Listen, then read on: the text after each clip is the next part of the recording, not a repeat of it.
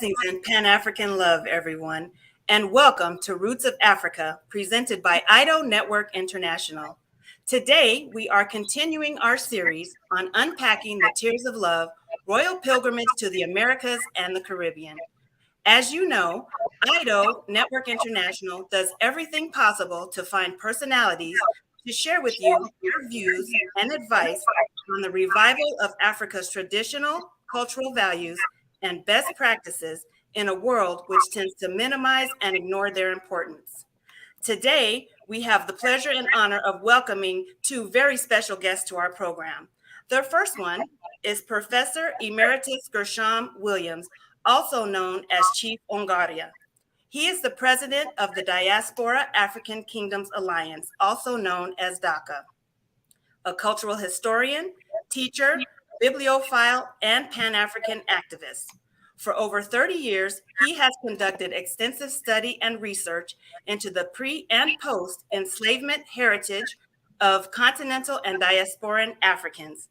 His special areas of interest and concentration have been in the African origins of humanity, the African presence and influence on the Nile Valley and Egyptian and Western civilizations, and the foundational impact of ancient African people on Judeo-Christian and Islamic religions. Welcome to the program, Chief Ongaria.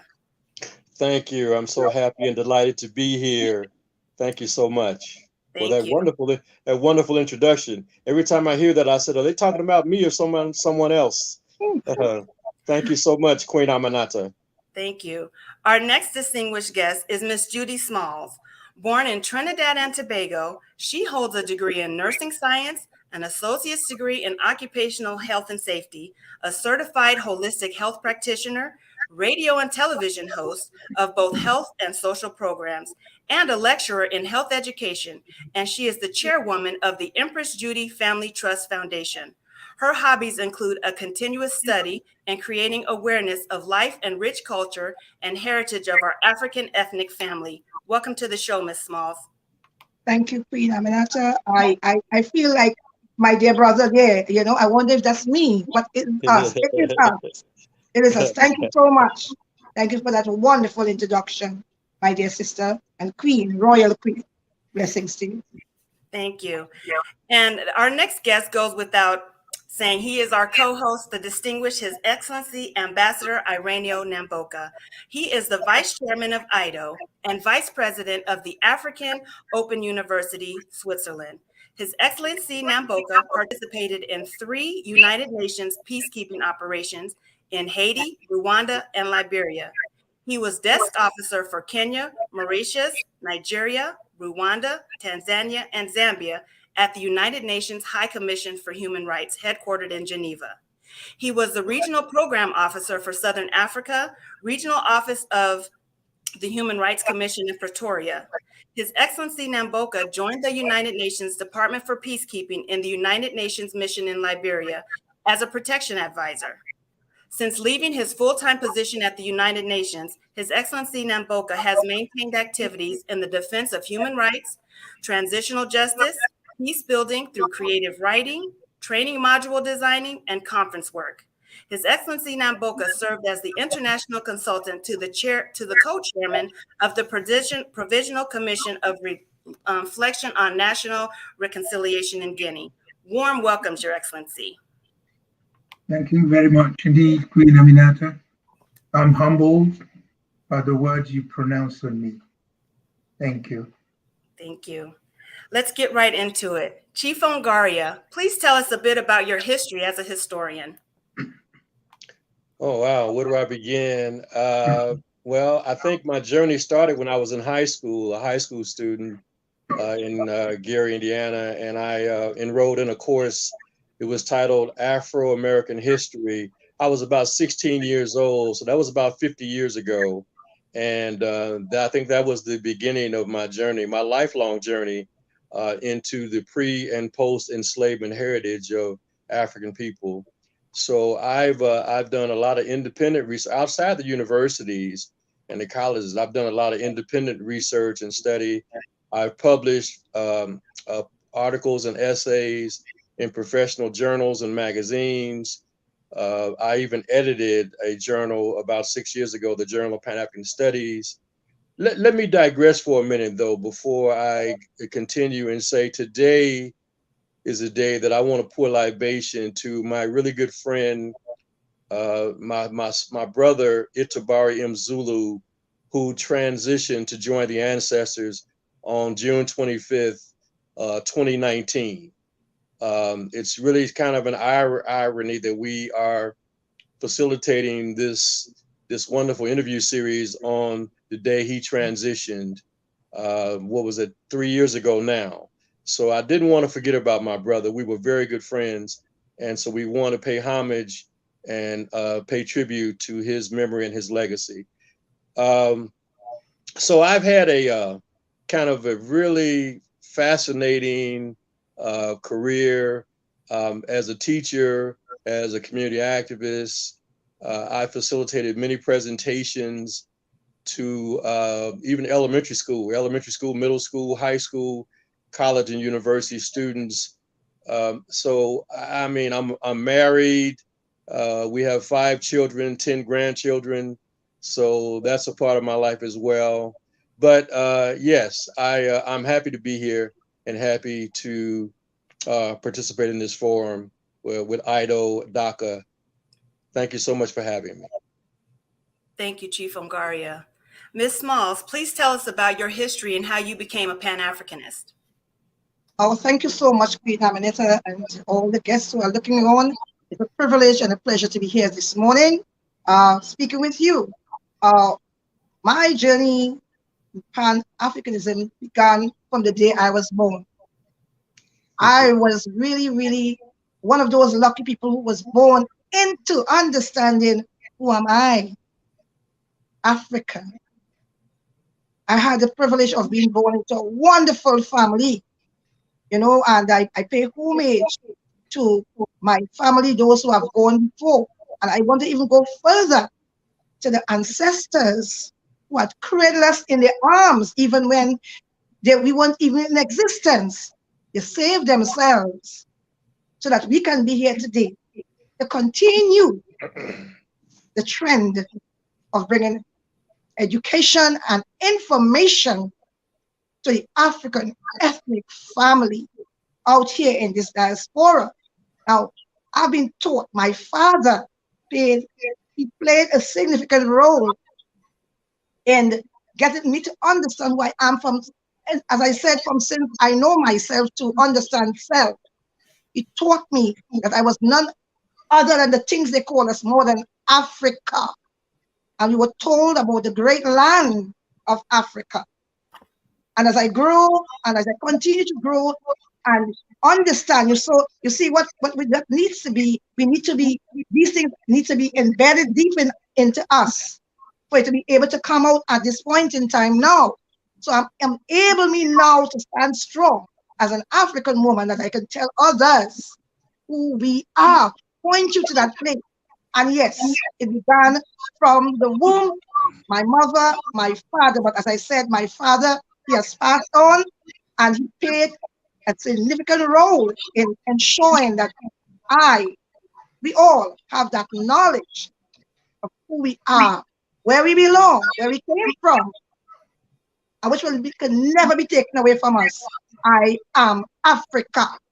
All right? So that's what is part of my history. And then I continue to get involved as I grow older, even in secondary school. I was involved in what is called in Trinidad here, the Best Village, which again is a African folk way of bringing our traditions and customs together. Learning the African songs. Well, we didn't know them in the words of the African language, but these songs were from our ancestors, our grandmothers, our great-grandmothers. They passed it on to us. And we continued in the ways of traditional dance, you know, and we tie our hair. You see, I always like my hair. Of course, I wear my hair out at times, but you know, we used to tie our hair with our grandmother's skirt, and then we used to have a wonderful time, you know, dressing and dancing and keeping up the traditions of Africa that has been passed on to our grandparents, our great-great-grandparents, and then to our mother. So it's a continued trend in our family to acknowledge the African root. As you said, today's program, Root of Africa. I am Root of Africa. All right, so that says a whole lot of my history. I have families, I have children, I have friends, I have well-wishers, you know, loved ones who embrace. And I lead in that way because somehow I have been given the leadership to lead our people to understand who we are, because we have been told so many things. So that's a bit of my history. It started from the womb and it continued up till present. For that, I give thanks. Oh, Ashe. That's wonderful. Your Excellency Namboka, you have an extensive resume, and please share with our audience how you got on that path. Oh, well, again, you know, it is me you speaking with, okay? Ambassador, Your Excellency Namboka. Okay, good. Okay, good. Thank you very much. I will be brief because I think we've ended up having to do business together here on a number of occasions.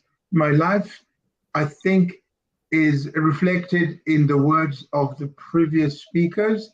Born, the only difference that I was born on the cradle itself, on the African continent. It's the only difference between us. God gave us the same characteristics mentally and the sense of humor with which we tell serious stories. And I think that I have absorbed what Africa gives a child. And with that, I've grown up into what you just told the people here. I've had my journey, and I've had a chance, in relative terms, to have visited North Africa, Cairo, South Africa, Johannesburg and Pretoria, and what you had, East Africa up to the coast, Mombasa town. I've lived in Liberia, as you said. I've been to Accra and Senegal's Dakar and Conakry. God has given me an opportunity to see our continent. But I'm born from Central Africa, on the equator, in actual fact. I can stand in my country astride the equator, one leg in the northern hemisphere and the other leg in the southern hemisphere. That's the kind of magic my birth gave me. I think I'll let the program go on, and another time I'll give you a little bit more tricks about who I am. Thank you very much. Thank you, Your Excellency. Ms. Smalls, would you please share with our audience, what is the Empress Judy Trust Foundation all about? Good. Well, the Empress Judy Family Trust Foundation, it's just about, next month we'll make it 1 year old. You know, I sat down during the pandemic and I look around, and it brought it much more clearly, because we had some time where we couldn't be all around the place. So it gave me that time to do some introspection of what's happening around us as African people belonging to this great, great continent of Africa, even though we are out here in this part of the diaspora. You know, I said, you know, we need to do something more. We need to become more knowledgeable of who we are. But there's a lot of things before we can connect that dot. As I always say, there is a master key to all these things.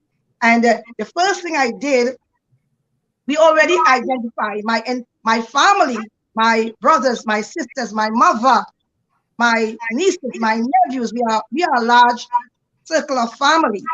And I got in contact with every one of them, and I said, listen to me.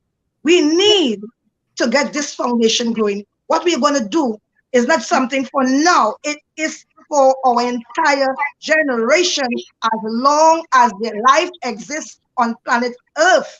This is not something which is short-lived. And everyone was very enthusiastic about it. And you know, we all get together.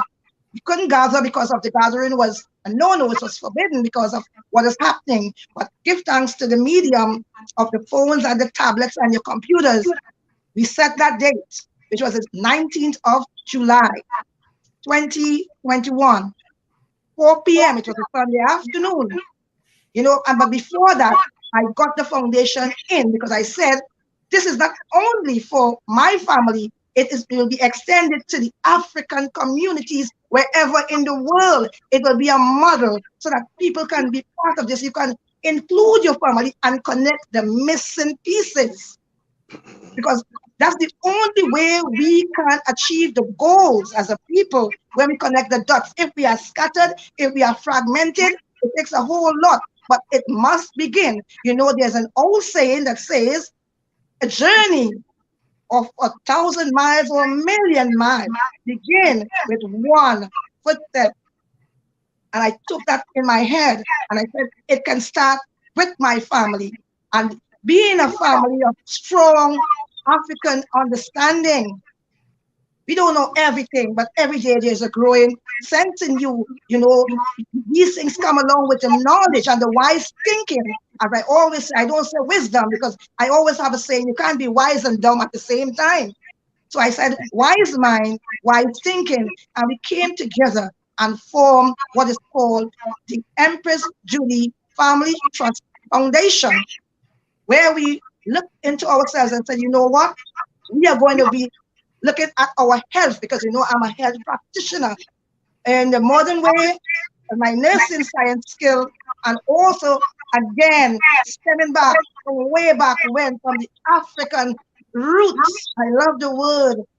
A root is something very strong. A root is something that is alive. It grows.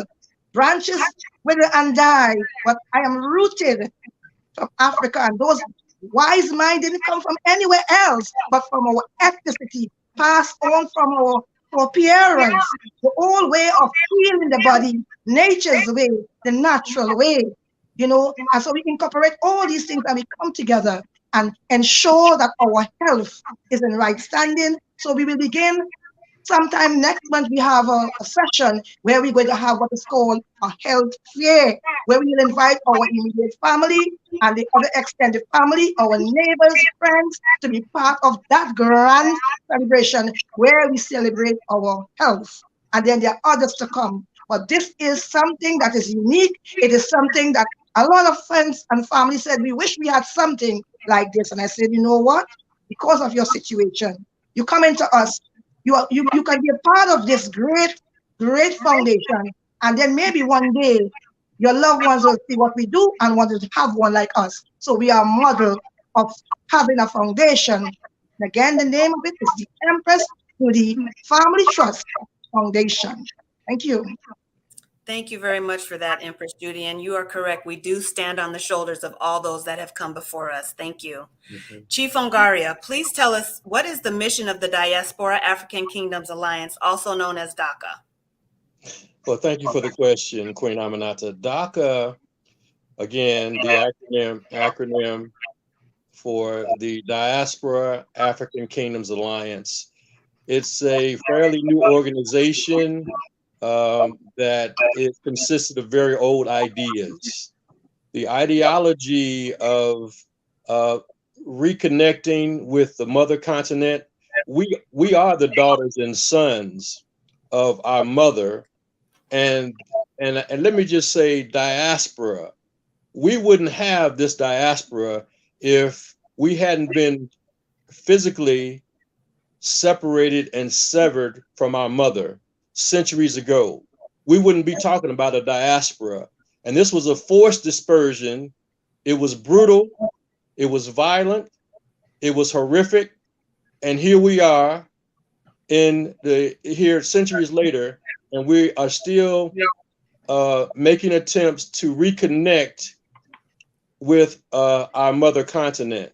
So we haven't forgotten where our home is. We are homesick. We are homesick. We want to go back home, whether it's psychologically, culturally, historically, politically, economically. We want to return home. We didn't ask to come to this Western Hemisphere diaspora. So it's very important when we're talking about reestablishing linkages, connections. We are one family. We're a Pan-African family. And so DAKA was conceived and established here recently as a sister organization to AIDO International.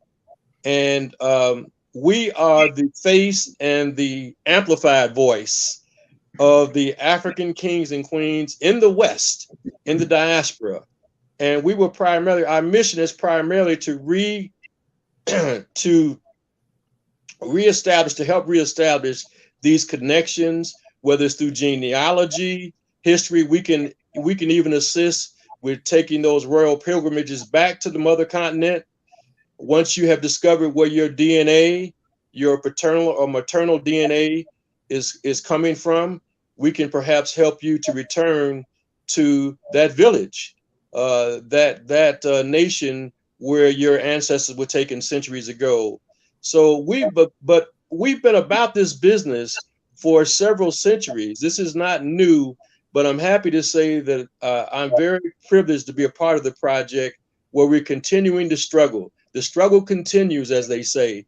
And we've had our leaders and our freedom fighters who have really been at the vanguard of this movement for over 200 years. So DAKA is just a continuation.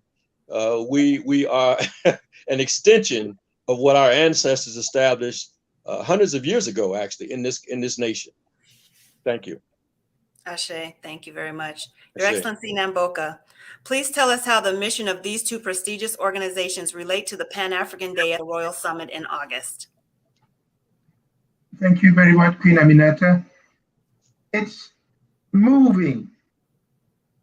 It's moving. For those of us who conceived the concept of the Royal Grand Summit and the Tears of Love pilgrimage to Missouri in the United States of America. Because when we grow up on the continent of Africa, ultimately we do discover that we aren't complete. It's like somebody who suddenly realizes that one hand is missing from his body, and you become restless.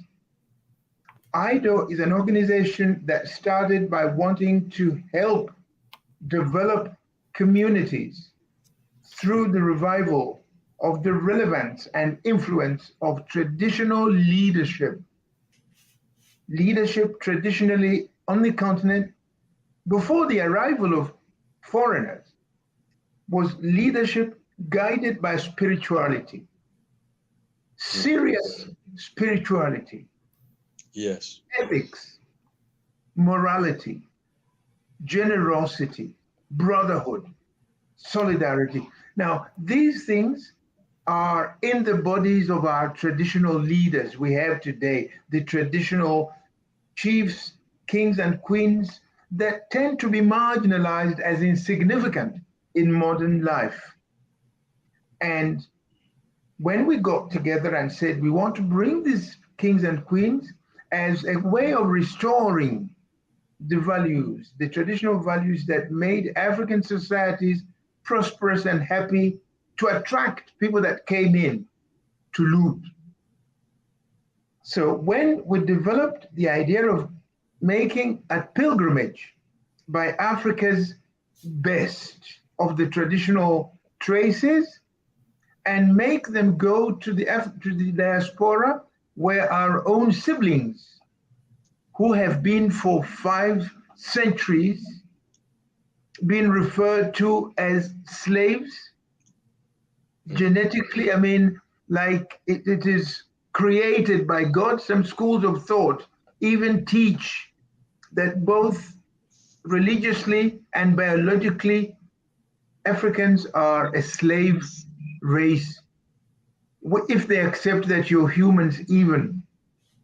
So we, from the continent, as AIDO, wanted to go and meet our brothers and sisters. And on this program, I'm speaking after I've heard what these children of Africa themselves say. Empress Judy Small is militant as an African girl. She is just impossible. You see, on the continent, you never find this passion. You just don't. So people take things for granted.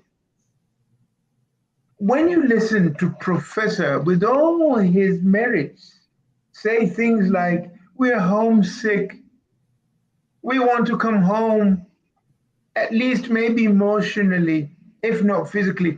These are things that touched me because I ended up, by mere history, you said I served with the United Nations peacekeeping operations in Haiti. I was in the Republic of Haiti, the first Black republic in the history of humanity that knocked off impositors that were keeping the boys and girls from Africa as objects. And after 5 years of living in Haiti in a peacekeeping operation, we had access and contact and rubbed shoulders with boys and girls from all the Caribbean nations. We had Americans also. We had Canadians also. We had Brazilians also. And so you can appreciate the exposure that I was given to our people in the Americas. Consequently, now when you ask me how do I relate what these distinguished children of Africa have just said to what our mission, what our pilgrimage project is, I could even say it goes without saying. When Professor Gershom Williams says we are homesick, he isn't a baby, he's serious. And in actual fact, we termed this project Tears of Love. Yes. You can see how so connected. And this was conceptualized a year ago. And here is this professor, a deeply informed African child, saying, we want to meet our people. We want to go back home. These are the tears of love. And I'm sure those listening to us and watching us, if I say more on this point, they'll say, you're flogging a dead horse. It's done. The message is ipso loquitur. It goes without saying. So I think that's how incredibly realistic AIDO's project to go take the kings of Africa so that our people in the diaspora actually touch and hug and see that we are a race that was the first human society on earth. But 500 years ago, we had marauders, barbarians come in and begin kidnapping and behaving like hooligans, and with power reduce the gracious race to slavery. But these children proved the resilience of the people that were taken away. Yes. They have survived, and that mind of concentrated positivity continues. And I think it was Empress Judy Small who said, let's even take one step. Take it, you start. 100 years afterwards, somebody will say on such and such a day, children from the Caribbean, the diaspora, and one person from the continent talked this way. I hope that goes to sort of answer the question of how the messages given by two Africa's children in the diaspora link with what AIDO is undertaking as the Tears of Love Royal Summit that will be held in August this year in Missouri, USA, from the 23rd August to the 28th, 29th. Thank you for asking me question. Thank you, Your Excellency. And you did a wonderful job of tying that into yeah, what AIDO is doing in August at the summit. Both of our speakers have spoken very well and explained to us that we are indeed one people. So it's very wonderful that that ties into AIDO's mission. Chief Ongaria, would you please explain to our listening audience? We hear a lot of times people saying, I'm a Pan-African or I'm a Garveyite, which is also Pan-African. Can you explain to our listening audience exactly what is Pan-Africanism? Because I think there's a lot of misunderstanding out in the world about what that actually is. Would you please clarify for us? Yes, well, thank you for the question. I'd like to preface my remarks by saying I think that there are several different definitions or interpretations of what Pan-Africanism actually is. And I think there's a logical or an intellectual Pan-Africanism, and then there's more of a grassroots hands-on movement type of Pan-Africanism. Basically, Pan means all. Pan means all or one. And so the idea that Peter Tosh expressed in the song African, I don't care where you come from, as long as you're a Black man or a Black woman, you're an African. So don't be anti-African, don't be a Pan-African. And let me just say, I believe with this royal pilgrimage, the grand summit, the Tears of Love, that we are finally moving toward that African Renaissance that we've also been hoping for and I guess praying for. Our aspiration has been to reunite. We're talking about a family reunion, if I can simplify it. And so the idea that we are, all of us, wherever we find ourselves on the continent or in the other diasporas around the world, in Europe, in Asia, in Australia, in the Caribbean, where we find ourselves, in the Americas, that we are still all African people. We are one African people, one African family. It's a beautiful concept. It's a powerful concept. And so I love this idea that we're looking to try to reconnect, reestablish those kinship bonds, the bonds of family that was severed very violently and brutally centuries ago, as Ambassador Namboka so eloquently spoke to. So when you separate family, of course, the first thing family is going to do if they have an opportunity, first of all, they're going to resist that oppression that you want to impose on them. But also, just like we did when we were emancipated, we'll say pseudo-emancipation in 1865, we went looking for our family members. Husband went looking for wives. Wives were looking for husband. They were looking for children. Sometimes they were successful in finding those lost family members. Sometimes they were not. But can you imagine the devastation, the humiliation, the sadness, the grief to be separated from your family, your beloved ones? I mean, that's the most, you're talking about crimes against humanity. That is the most brutal, sinful act you can commit against an individual, a family member or a member of humanity, is to separate them from their family members. So we are now, again, still the struggle continues. We are trying to find our lost family that we left centuries ago, that we were separated from. And Africans on the continent they haven't forgotten us. That's apparent. They're still looking for us. They're wanting us to acknowledge them.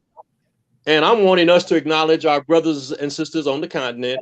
So I think that's beginning to happen, not as quickly as I would like for it to, but it is beginning to happen. So the idea of Pan-Africanism is a beautiful concept where we really have to have the awareness and the consciousness of who we are. We have to reconnect with our identity, our racial identity, our cultural identity, our historical identity, and our consciousness. And then once we have that knowledge of self, then we begin to make those moves to try to, again, like I just did. I've only been to Ghana and to the Nile Valley, but I'm hoping to visit South Africa, maybe some other parts of the continent. But I have that desire. A lot of us have lost, unfortunately, we've lost the appetite and the desire to want to connect with Africa, but not all of us. So we're working on, this is the role that DAKA can play, again, here in the diaspora, is to promote that type of education, that type of awareness among our people here. And we'll do that through programs, through presentations, through films, through music, whatever method we can use. We will try to elevate the consciousness and awareness of like they used to say, our long lost brothers and sisters here. They say you, and I say, what is that saying? How does it go? Praises to Pan-Africanism or perish, home and abroad. Pan-Africanism or perish. Thank you for the question, my dear sister, Queen. Thank you very much, Chief Ongaria, for that wonderful explanation of what Pan-Africanism is. Ms. Smalls, in light of his explanation of what Pan-Africanism is and the thoughts behind it, would you please share with our audience about some of the actions of our historical Pan-African leaders and how they have impacted us Africans globally up until today? Good, thank you. Our leaders, you know, I give thanks for our great leaders, some who has gone before, some who still there, but they all played a significant role in bringing awareness and consciousness in the hearts of people who have been scattered, a great people who have been scattered throughout this world. You know, we were scattered like seed in the wind, seeds in the wind all over, without any proper way of processing us. But these great leaders, wherever they were scattered, from the heart to bring us to that place where we acknowledge self.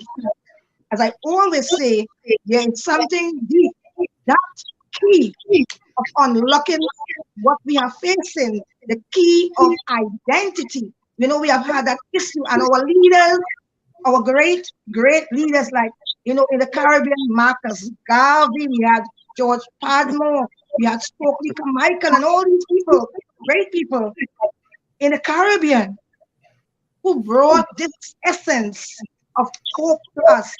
You know, Africa, the land which we love, the land of our birth. And I could proudly say, I am African. You know, I always draw an illustration to people when I speak with them to bring it home for that understanding of who we are. Where we were born, our nationality is good. I am proud to be a national of Trinidad and Tobago, part of the Caribbean. Proud. But you know what? I'm honored to be part of the greatest people that ever walked this earth, the people of Africa, the great continent. It's not a country, it is a continent, and it is the home where life form first began. You know, I heard your chief said that just now there, and my heart rolled with joy to hear others expressing this. It is, I call Africa the heartbeat of the world. That is Africa. The heart is that important organ, the body, that gives blood, nutrients, oxygen to every part of the body. And that is Africa. Africa is the cradle, is the mother of the world. And this is what we want our people to understand. And our leaders, in their own way, brought it home to us. And that's why I'm part of this forum, because I learn from my home to these people when I'm connected with them, when I read in the books, when I listen to the tapes, when I listen to the program, their broadcast, and they ignited and they planted a seed within me that is growing. And how do we nurture this seed? You know how these seeds are grown? These seeds from our great leaders are grown when we water them. And what water do we use? The knowledge that we pass on, that we take it and we share it amongst our ethnicity.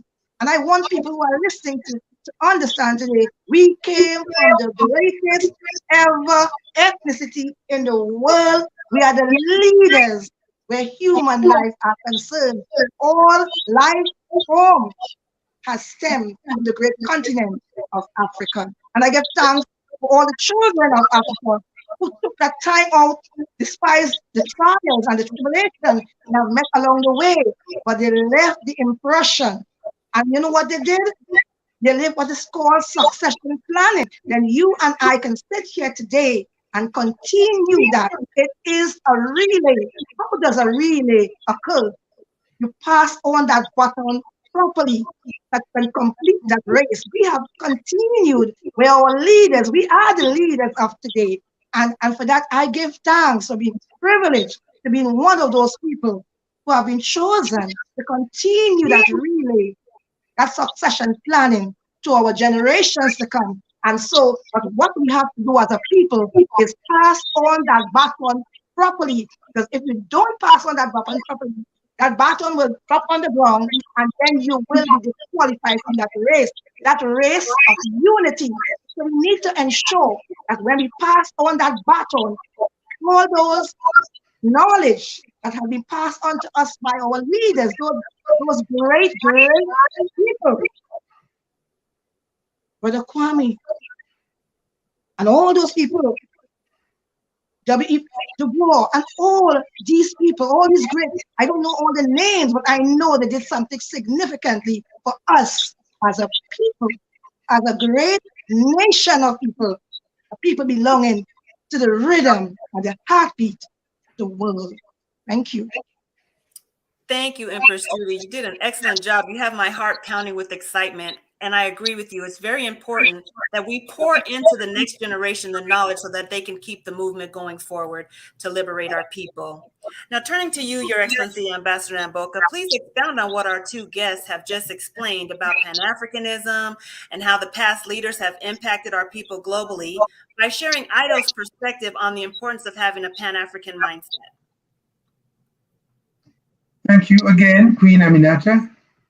First of all, I'm overwhelmed by the wisdom, the level of a consciousness one can receive and hear and feel from these children of Africa. And the word child in African language is not the literal child below 18 years of age. No, it's affective. It's love. And I'm saying that the Pan-African philosophy, first of all, was born of children of Africa of the diaspora. Yes. Bayete. Bayete. Thank you. Now, the African continent, we people on the African continent had people like Jomo Kenyatta, like Kwame Nkrumah, Bayete.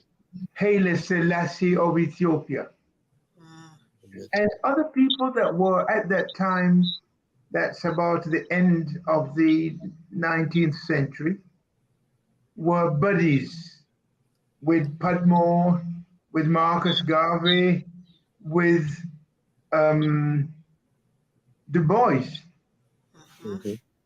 And so those African children of the diaspora, specifically from the United States of America and the Caribbeans, coined the concept, as Professor Gershom has told us, Pan-Africanism or perish, meaning that united we stand, divided we fall. Ashe. Ashe. This was the seed. I'm going to borrow Empress Judy's vocabulary here. These are the seeds Africa's own children in the diaspora sowed in the heads of their brothers who are hoping to become nations. We're talking about before 1900. And the African countries that you know today only came in 1960s. Nkrumah became the Prime Minister or the President of Ghana in 1957. But the ideas that the children of the diaspora had coined and put together and bequeathed to the Africans on the continent. Of course, I would be offending here if I didn't associate the word Toussaint Louverture. Yes. The hero, the unequaled child of slaves who was able to stand on his feet and using the concept of start your journey, even if it's just a step. And he created an independent nation. He didn't know of the spirit of everybody, but at least he showed unity in his own little environment and brought his brothers and sisters together and fought and succeeded.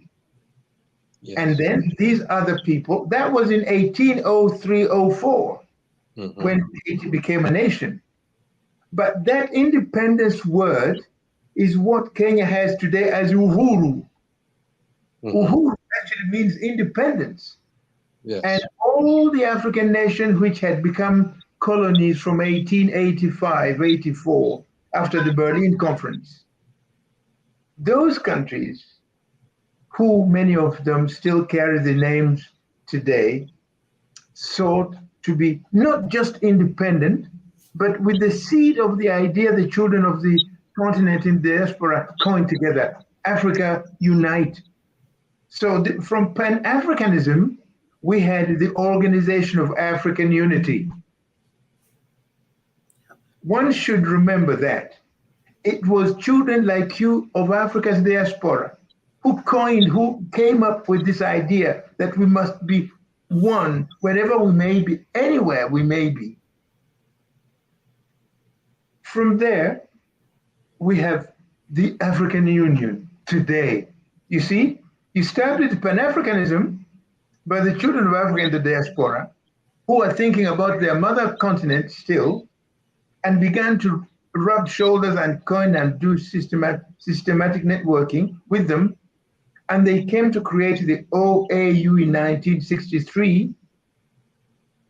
And later on, it became the African Union we have today. Then this is where AIDO comes in, because like most of you distinguished guests, AIDO is a knowledge-based civil society, non-political organization. We want to promote awareness, knowledge. Empress Judy called it blood, the oxygen. That's knowledge. A people that are shallow in knowledge do things blindly. AIDO wants to encourage Africans who are taught to despise themselves, people who are told to believe that if you're not of a certain skin pigmentation, you're not beautiful. Or that the characteristics, if your nose is not short or long, things like this, then you're nasty or not nasty. That if your ears don't show because hair is covering them, or if you have them showing very clearly, like in Africa, most of us have our ears observable from a mile away, and you think that's a curse. All these kind of teachings that negate what nature has made you, we want to help clear them and free. And this is emancipation. Emancipation is both physical and mental. Yeah, I get it. And I would dare again cite another child from the Caribbean, from the diaspora. I think it is Carter Woodson, who wrote about the miseducation of the Negro. Yes, I've seen. When that child of Africa was writing, he had in his mind the people that were not white in the United States of America. That was his world. But I think you can extrapolate. He was addressing humanity, the part of humanity that is still rich in melanin. Wherever we are, we have been miseducated, civilized to despise yourself, educated to feel that you should be something else and not what you are. Right. And this presentation makes me think AIDO is following the footsteps of those that lived hundreds of years before us, even millions. Because the philosophy, the people that left Africa 500 years ago came with a culture. Mm-hmm. And it's that culture that has been resilient, and in spite of torture, dissemination, killing and flogging and lynching, still shows through those remnants that are here. And this is why AIDO has prepared this journey, this pilgrim of tears of love, that people from Africa, from governments, from royalties, from Africa's best, la crème de la crème of African society, will go and be seen by our people in the diaspora who have only seen Africans in form of despised human beings. No. Africa, like Empress Judy said, taught the world to be kings and queens. We taught the world religion. We are the originals. Others are copies. These are carbon copies. The real origin of civilization, of humanity, is in Africa.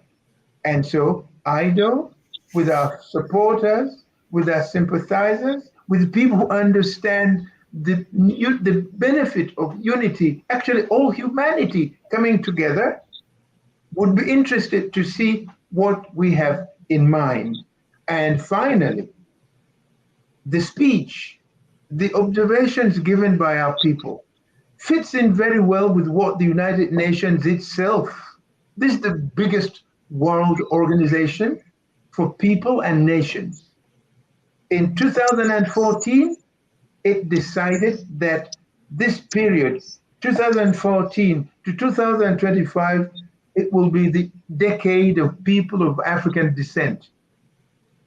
And if we do this now, we are doing something that is relevant to the global thinking. And I think that goes to let you feel that AIDO is in sync. We are really in agreement in detail and globally over the mission of going to America, people from Africa, distinguished people. We don't want to feel that people think we are sweepers, we are only people who empty dustbins. No, Africa has its people. And we are hoping that we will be able to get these people also speak in languages that are not foreign languages. Because people who have their own culture and are told that's not a culture, we want to give you culture, we want to civilize you. After finding out what the truth is, you begin to ask, who is civilizing who? You begin to ask those questions. And indeed, when people are meant on the kind of brutality African people were exposed to, then you begin to say, who is a savage? Exactly. You see, it's questions like this that I salute Empress Judith when she says, ask questions on yourself. Where do you come from? Don't believe everything that you're told. Historic records show that Africans were victims to savagery, not the other way around. I think that's an invitation to cogitate on the future. The future. Africa should be let influence things in the world, because there is a contribution Africa can make to world peace, to humanity as one, and probably a sense of respecting people regardless of what their skin color is. These are the things that tie up with the United Nations human rights system. And I'm not surprised that it was the Office of the High Commissioner for Human Rights as the Secretariat, which helps the United Nations Human Rights Council run its business. because at the base of everything, it is Ubuntu. It's the principle of the golden rule that we should do to each other as we would want others to treat us. And this is the African philosophy to life. Maybe that's why centuries ago we fell victim to people who didn't necessarily believe in these things. It's not that we're going to change the philosophy, but we will play the game differently. Because if you're wearing shoes that have no spikes and the person in the opposite team has spikes, you want to make sure you have spikes too on your boots. And then the game will be balanced. Thank you. I hope this helps show you that we are going together in the sense of humanity together, in the sense of Africans together, in the sense of Africans on the continent and Africans outside of the continent together. One, we stand. A house divided within itself perishes. Thank you, Queen Aminata, for asking me that question. Thank you very much, Your Excellency. And that's a perfect segue into getting ready to take a commercial break and view some of the distinguished royals who will be visiting the Americas and the Caribbean in August. You're listening to Roots of Africa, and we'll be right back. ATEC's International Development Organization, AIDO Network. AIDO. We are AIDOers. AIDO. We are AIDOers. AIDO. We are AIDOers. AIDO. We are AIDOers. The voice of the voiceless to promote unity and social change. A platform for dialogue. AIDO, a home for cultural heritage. AIDO. We are AIDOers. AIDO. We are AIDOers. We are AIDOers. Esomata nepepe etokolo sinono showok. Esomata ka AIDO. ATEC International Development Organization. AIDO. We are AIDOers. We are AIDOers. We are AIDOers. We are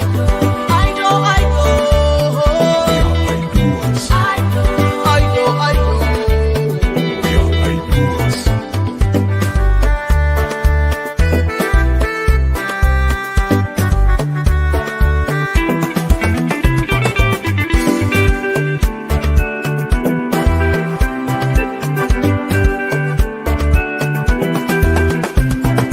Rise up, everyone, from everywhere. Come, let's support AIDO. Uganda, Yoganor, Kenya, Jambusana, Ghana, Aquaba, Jamaica, United Kingdom, and South Africa.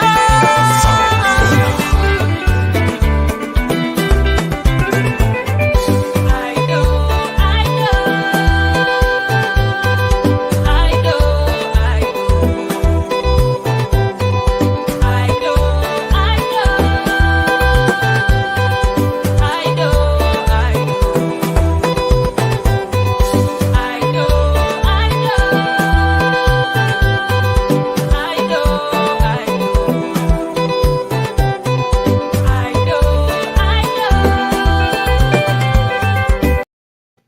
Welcome back to Roots of Africa, presented by AIDO Network International. Before our break, we had some great presentations by our guests on what Pan-Africanism is, some of the great Pan-African leaders of the past, and how their works have impacted African people globally in today's world. Continuing with our talk on Pan-Africanism, Ms. Smalls, would you please tell us from your perspective, how does Pan-Africanism relate to human rights of the African people? Thank you, Queen Aminata. It impacts heavily on the lives of our people. human rights. What is human rights? The question, human rights. It is an equal right that is bestowed to every single person that has been born from the human race.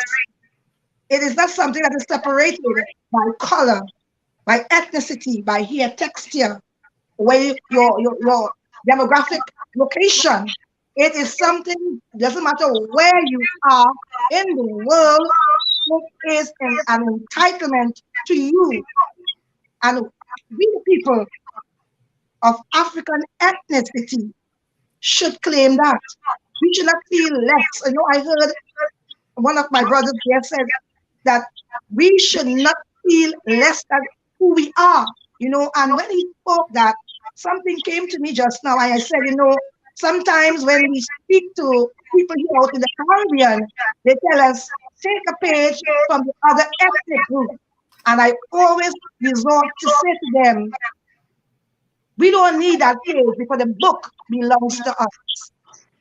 The book belongs to us Africans. We are the inventors of that book. We wrote those books. I'm saying this to say that we should claim human rights. It is a declaration to every single person that has been born into the human family. And we are the first people in the human family. So why not? If you have not understood that, today I want people who are listening wherever in the world that you have a right as any other ethnic group, any other race of people, human, you are equal, standing at their side. Reclaim your book. It belongs to us. Thank you. Thank you very much, Empress Judy. That was beautiful. Continuing on with that thought, Chief Ongaria, please share your thoughts on the importance of collaboration and unity for African people. Oh, wow. This is, thank you for the question. I think all that has been said during this 60 minutes has wonderfully illustrated and given probably the answer to that question. I mean, it is paramount. It is a do or die situation. If we fail at the effort to reunite, to manifest this family reunion, I don't believe that Africans in the diaspora can, let me say it this way, I don't believe Africans in the diaspora can survive without the Africans on the continent and vice versa. If we look at the numbers, and I forget exactly what the populations are, if you look at the resources, if you really look at everything that we embody in today's world together, then we are a global power. We can play that role just like other nations. And as Malcolm X used to tell us, Malcolm Shabazz, Black people all over the world will be respected when Africa is respected. Once Africa gains respect and power, then those people of African descent, wherever they find themselves in the world, will be mutually respected. So I think that, again, it's only natural. This is our birthright. And it's only a natural kind of emotion and aspiration to want to be one with your family. We've had these songs, family reunion.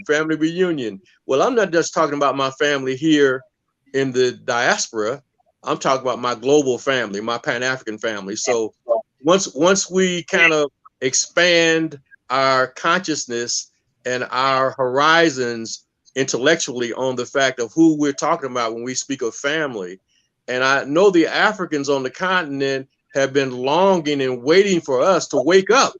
They've been, what is wrong with these folks? I mean, they have been desiring to connect with us, to link up with us, and reunite for centuries. And I mean, they've been waiting for us, and we're the ones that we have to make that move. We have to make that progressive move toward the mother continent. So thank you. We're going to have time for closing remarks because I want to share about 2 or 3 books, but in my closing remarks, I think are essential if people want to get introduced to Pan-Africanism. Thank you. Your Excellency Namboka, in light of what Chief Ongaria has explained about the importance of collaboration and what Ms. Smalls explained about human rights, would you please enlighten our audience on how this particularly applies to the Pan-African Day at the Royal Summit?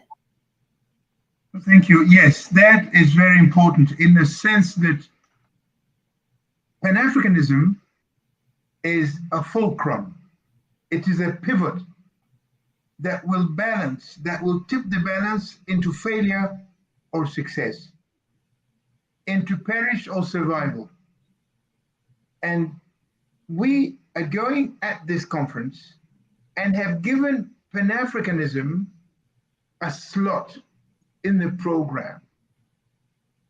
People have tended to sort of forget that what has made Africa one into the African Union was the original idea of oneness of Africans. Mm-hmm. And for those who observe very well, we have invited kings and queens from all the African continent, from the south, from the north, from the east, from the west, and from the center.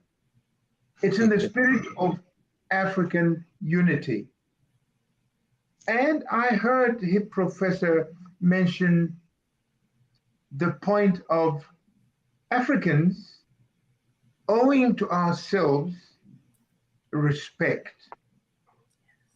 That some people in the diaspora have said, I think it was Malcolm X, that said that Africa will be respected if we respect Africa. Now, it bites both ways. And this is the beauty of our mission, our pilgrimage.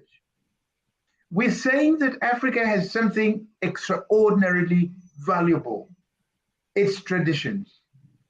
The positive traditions, of course. All societies have to improve here and there. But Africa has had extraordinary wealth in moral values, in brotherhood, in solidarity, a low degree of egoism. When our people in the diaspora, those who discover those things, insist that we should respect Africa for those things, it makes Africans on the continent also think and say, hey, if I'm going to be respected, I had better respect myself. Yes. Consequently, those who don't want to respect Africa will find it hard to continue in that direction if Africans on the continent themselves behave like respectable people. Consequently, any African, child or adult, ordinary person in civil society or in positions of power, who do not live by the ethics of Ubuntu, of solidarity, good neighborliness, brotherhood, are causing Africa not to be respected. And we are begging, we're down on our knees, asking those of our brothers and sisters holding power on the continent to raise the level of respectability of the African person by refusing hand-me-downs from people that despise you, and you're receiving hand-me-downs from them. If you do that, then you're reducing the respectability of Africa. AIDO says, no, let us revert to what used to be. In the village, the elder, the king, the queen did not blow their own horns. The people blew horns for them because they loved them, because they respected them, they adored them. This is the African spirit we are trying to revive. Sure. And this mission, the tears of love to somebody who has a heart, and Africa will be blamed for many things, but not for being heartless. Except those superficial ones who think they've been educated and become robots. But a real traditional chief is a father to his society. is a mother to the society. And that is where we are pushing the agenda.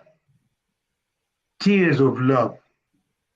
We refuse the philosophy that the Romans created, which goes, might is right. Humans cannot live according to the principle of might is right. Then you can't have human rights. We have a phrase in our mission and vision to be the voice of the voiceless. That's the opposite of might is right. We won't have consideration for all humanity, whether they're in India, whether they're in Europe, whether in the United States of America. We want to have all people listening to each other. And we encourage all other parts of the world to respect the values that bring us together, the golden rule. The golden rule. Incidentally, we trace it back to Pharaoh, the pharaohs of Africa 3,000 years ago on the Book of the Dead. They wrote those things. Of course, Jesus Christ echoed it when he said, love each other as you love yourselves. The golden rule. The golden rule is fetched, and Jesus Christ listened and respected tradition. The good parts of tradition, as we said, because every tradition may have downsides. But our mission, this pilgrimage of tears and love, the Grand Royal Summit is here. Bring all humanity together, starting at home. Charity begins at home. We start by uniting all Africans in the diaspora or on the continent. And if I may make a little thing that may be useful here, actually, Africa has been made to look like it's black. It doesn't really have to be in pigmentational terms. Again, I have been to South Africa, and in South Africa, you find the Khoisan, the people of the Kalahari Desert. They're not exactly pigmentally the same as the Dinka I met in Juba in terms of the skin color. So when we say black, we have accepted to call black as a generic term. African people can be of all kinds of tints if one goes artistically. It's not color. Racism begins to put titles, instead of saying this is an American African, you want to say this is a black American. No, it's just an African you're talking about here. And on the continent, we don't talk in those terms. Actually, in my family, we say, so this child is black, this is brown, this, you just use those colors very lightly in the same family. Like maybe those of the Caucasian race, you can have dark hair, brown, blonde. It's without connotation of this being inferior to the other. Consequently, in a conversation like this, we want to allow a good feeling among the Berbers of the mountains of Tunisia, in Morocco, in Egypt. These people do not necessarily look like someone who comes from, let's say, the place where you find the great Zimbabwe mountains, ruins. We are the same people, regardless of what tint of color of skin we may have. I think that should help Africa feel that really the color is something that has been introduced to spoil relations of people based on color. And by the way, black is beautiful too. Yes. Yes. Maybe when I said too, it's as if something else was beautiful before. No. We have the best looking humans. When you look at the archival paintings in the remains in the archives, I don't know. You don't have to be this skin color to be beautiful. It's just as nature brings us, roses can be yellow, roses can be blue, roses can be red, roses can be pink, roses can be white. Very much like cats and dogs, it can be any kind of color. But imbecility, peddled by idiots, has made human skins color class people as below the other. I think we have grown up and we preach that we should be one regardless. Maybe this should be enough to say that what we've heard said by Africa's children of diaspora, linked to what the children of diaspora have that contributed to the future of building one Africa, has been very clear. And we are encouraged. And what I may not have been able to say here has been said by these great grandchildren, great grandchildren, because they come from people who left the continent 500 years ago and more. Thank you, Queen Aminata, for allowing me to say these few words as we get to the end of our show. Thank you very much, Your Excellency. Now we're going to do a quick roundtable and get 1 minute closing remarks from each of our panelists. We'll start with you, Empress Judy. Thank you, Queen Amelita. I want to say today that unity is a must for us African people. Unity for us is like oxygen. If we don't get that oxygen, we die. That's my final word. Thank you. Thank you. Professor Emeritus Gershom, Chief Ongaria, please give us your 1 minute closing remarks, sir. Thank you so much, Queen Aminata. Wow. I think this is a great start, and we have to continue to dialogue. We have to continue to engage in these discussions and then discourse. We have to talk to one another. We have to become soul brothers and soul sisters again. As I listened to Ambassador Namboka, he said, Black is beautiful, Black is also proud. Black is also proud, and Black is also powerful. So we, once again, it all begins with really self-education and self-enlightenment, knowledge of self. Once that seed is planted, I think Empress Judy mentioned roots, but we're gonna talk about seeds of self-knowledge and self-awareness. And once you have that, once your parents or your grandparents or your ancestors have given you that, then you will naturally have an inclination to move toward those like yourself, to cooperate, to collaborate, to participate, because we are the first civilizers of the world. And if I could say this very quickly, Empress Judy, Henry Sylvester Williams is of Trinidad. Antenor Furman and Benito Sylvain are of Haiti, and they were involved in the first Pan-African movement and conference in 1900. The Caribbean is the root and source of the Pan-African idea, because the Africans there were allowed to retain their consciousness. They retained their memory of Africa, and that's what inspired and motivated them to have this idea of oneness and reconnection. So thank you so much. Henry Sylvester Williams is my hero, and so is Haiti's Antenor Furman. And I wanted to introduce you all to some literature. Maybe we can come back and do a sequel or part 2, and we can get more into some of this literature. But I am so honored and privileged to share this platform with Ambassador Namboka and Empress Judy Small. And thank you, Queen Aminata, for being such a wonderful, gracious host. Thank you. Thank you so much, Chief Ongaria. Your Excellency, Ambassador Namboka, closing remarks, please. Thank you very much indeed, Queen Aminata, for hosting us. My last word would just be this.